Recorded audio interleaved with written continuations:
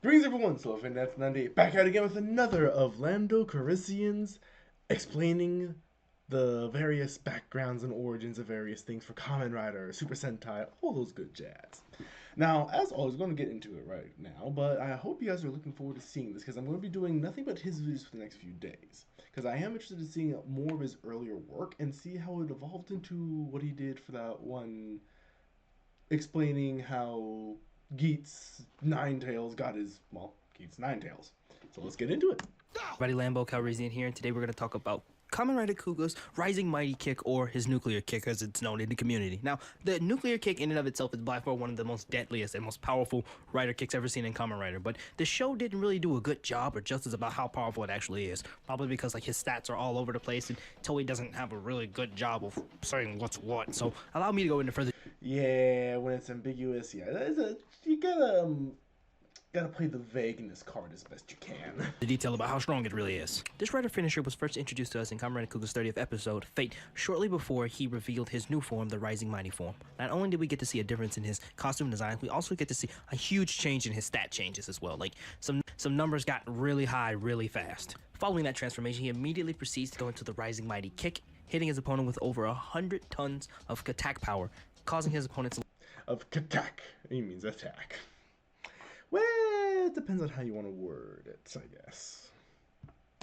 literally explode in a nuclear explosion roughly the size of 3 kilometers or roughly 2 miles. Giving credit where credit is due, I actually admire Kuuga for actually telling the police to get everyone out of there before he did the explosion so nobody would die. It's kind of a good hero move on it. But if you know anything about nuclear explosions or you did that research, Yeah, I was about to say, but what about the fallout and other things like that?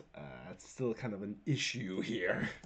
like I did just randomly on a random Tuesday night, you would know that explosions aren't that small. Especially when you go off and you do the research, finding out that Kuuga's Rising Mighty Kick had the equivalent of a 110 megaton nuclear blast. So let me put that in perspective for a second. A regular nuclear blast involves the joining and splitting of atoms to produce an intense pulse or wave of heat, light, air pressure, and radiation all at the same time. Depending on how far a person is away from that blast radius will affect them in different ways. So 3 kilometers is the minimum radius you need to be before you're hit with a fireball that's hotter than the sun with the force of over 100,000 tons. It'll kill anyone.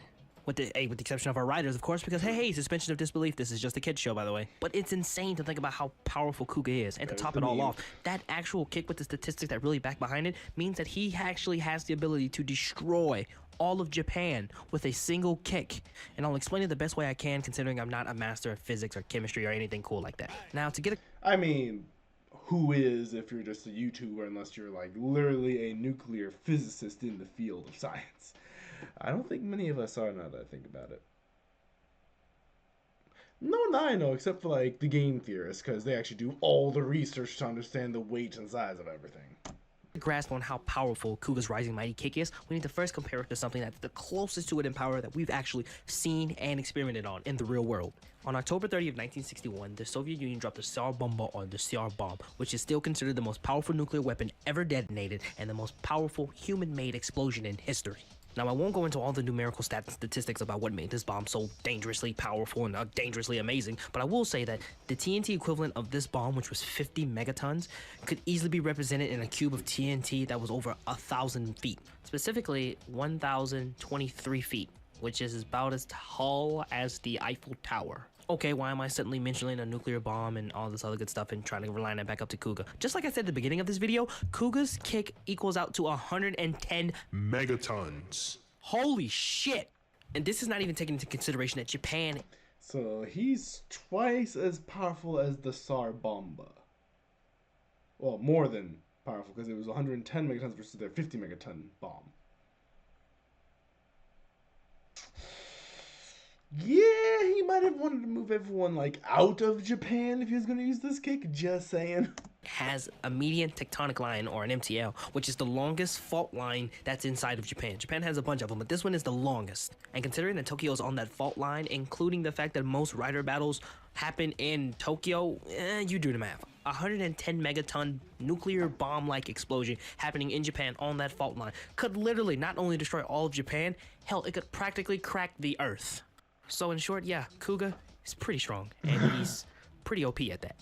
But think Yeah. I will never see anything ridiculous like this because Toei knows how to do one thing really well, and that is power scaling their writers, right? No, they don't. They're actually quite very, very terrible at it. But I think I'm going to wrap up this video here. I could go on and Well, when you put it that way, yeah, when you think about how, like, technically, who is the strongest writer? The world may never know. So about that god level nine-tailed geeks. on about how powerful Kuuga is with his kick, with all the science and things like this, but this video wouldn't be a 5-minute video. It would be a 45-hour long video. So, no. But what I will do is put links in for all the reference websites I found that get me all this information in the description box. But if you enjoyed this video and you want to see more videos about Kamen Rider knowledge or things being explained, hit that sexy subscribe button right there and just throw me a like if either you like this video or I just fought your boredom for 5 minutes. I also want to thank the True Hellfire Gaming for giving me the idea to do this video, so now he can finally shut up about this stupid nuke kick. Nah, I'm just kidding, man. Thank you so much for the suggestion. I'm Lambo Calrissian, reminding you guys to keep calm and Toku on. Yeah, honestly, that was pretty fun. I liked it. Hope you guys enjoyed it too, because, man, that's, yeah, the power scaling gets ridiculous in some of the Rider seasons. Geets! Anyway, so, it's either the nuke kick or the literal demigod you get with Geets, so. Yeah, take your pick on how powerful you want your riders to become. Just saying. But, in the meantime, looking forward to seeing what you guys think of as we keep on going through more of Lando Calrissian's videos, as we're doing oldest videos to the current videos. So that should be fun to enjoy as we keep on going through, what was it, like 200 of his videos, I think? Somewhere around there. But in the meantime, you guys take care. I'll see you in the next video. Bye!